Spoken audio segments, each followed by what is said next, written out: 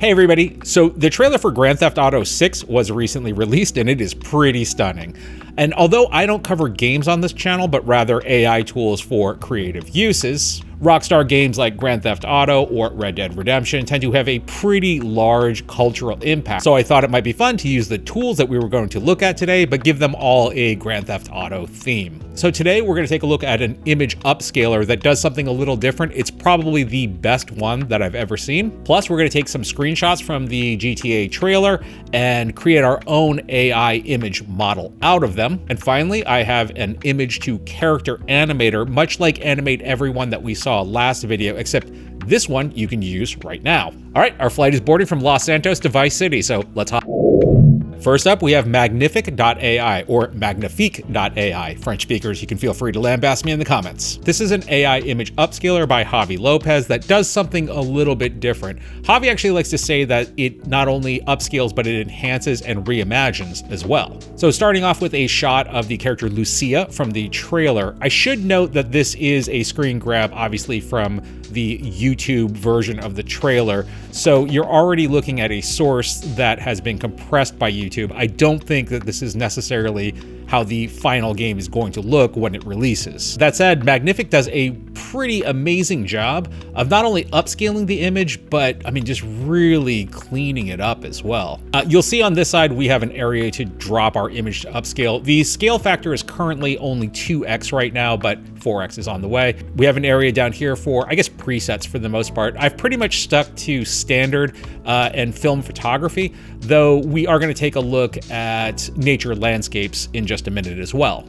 The three big areas that I think set Magnific apart from all of the other upscalers is the fact that you have slider controls down here for creativity, HDR, and resemblance. And as a quick FYI, because it's AI, it does tend to do both awesome things and weird things, often simultaneously.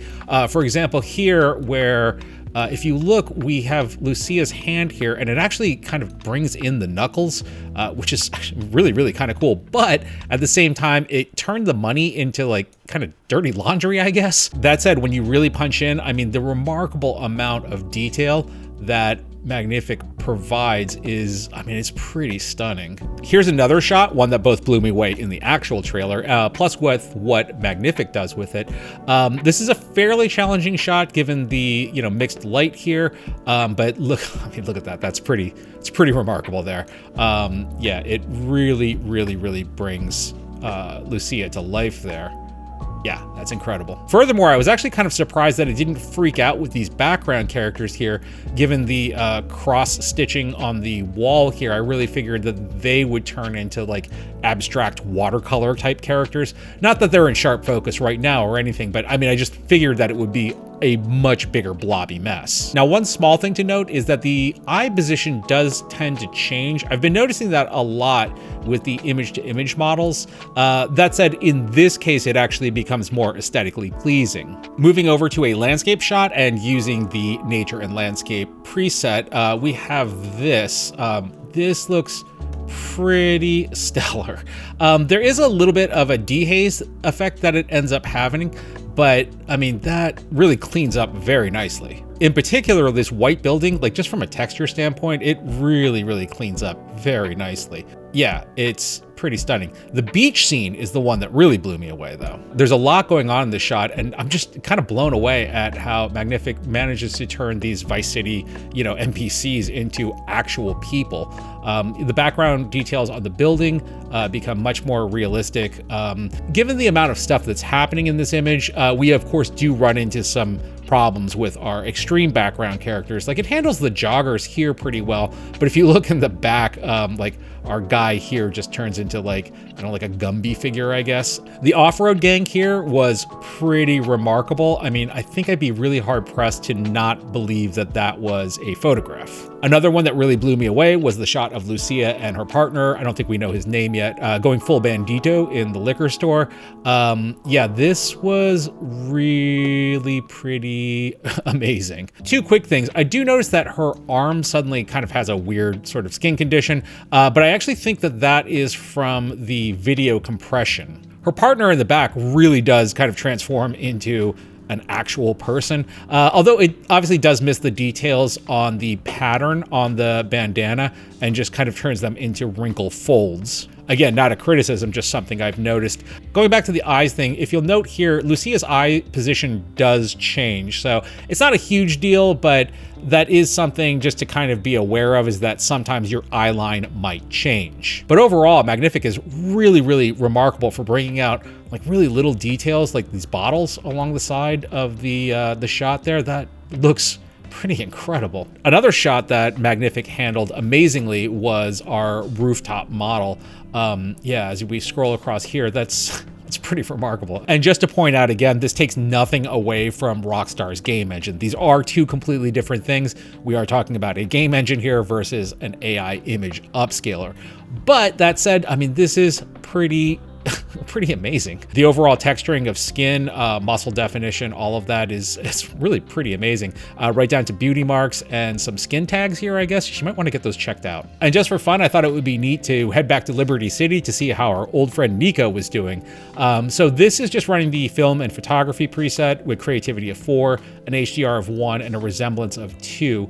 And then I did actually prompt for Michael Fassbender as well. I just watched The Killer, so it made sense to me. He does look a little bit odd, but remember that Magnific here is actually playing within the rules of what you're giving it. So because Nico was kind of a blocky character, it kind of ended up with sort of a blocky Fassbender as well. That does, of course, lead to some kind of wacky hands here, but again, that has more to do with the input image than anything. That would be something that you could pretty easily in-paint out. So as a note, and I know this has been a bit of a point of contention, Magnetic is not free. Javi Lopez, the creator of Magnific, is trying to run this independently, not accepting venture capitalist money or selling out. So, props to him for that, but obviously GPUs are expensive. That said, Javi has started rolling out 24-hour free trials here and there, so make sure that you are signed up on their website and their socials. The link is down below. So after all that, I had a bunch of screenshots, obviously, and I thought to myself, well, you know what might be kind of fun to do with those? Let's head back over and check out everart.ai.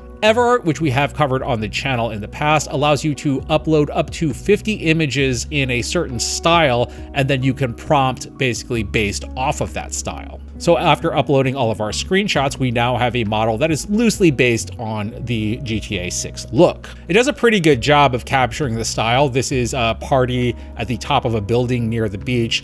This definitely looks like it could have been cribbed from the trailer. Here is another favorite. This is close up, beautiful woman with a gun standing on a boat.